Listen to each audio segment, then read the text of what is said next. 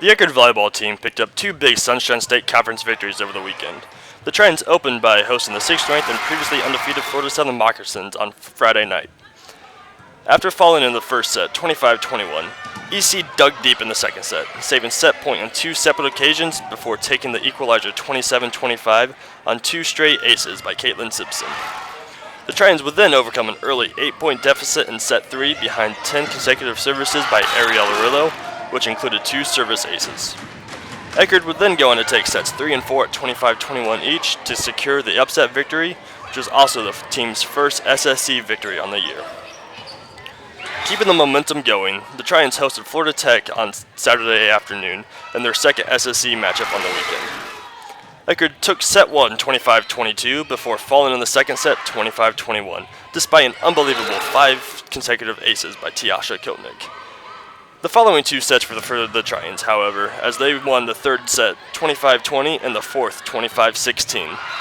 Behind 53 Emily Shadow assist, the Tritons saw an even hitting afternoon with Kotnick leading at 16 kills, Jaquila Baker right behind her with 15, and Katie Arnett with 14 kills on her own.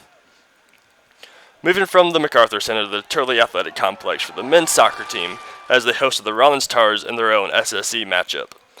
Despite being outshot 18-7 on the evening, the Tritons were able to pull away with their fifth shutout victory behind Alex Scott's 8 saves and a Rick Ainskill goal.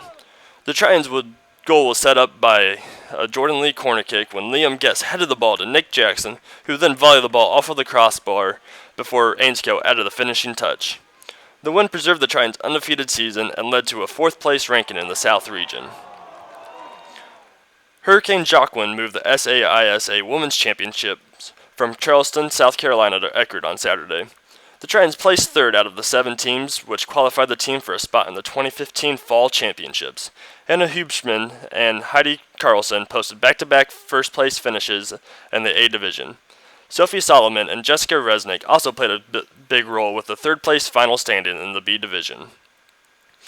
Now going on the road, the women's soccer team overcame a 2-goal deficit to force extra time but fell in the 92nd minute to Rollins on a penalty kick. Katie Schaefer struck first for the Tritons with a header for EC in the 70th minute off of an Abby Sanchez assist. Then in the 80th minute, Shannon Estes Larkin found Taylor Tippett for a hard shot that found the back of the net, which would ultimately send the game to extra time. Angelique Almer picked up 5 saves on the night for the Tritons.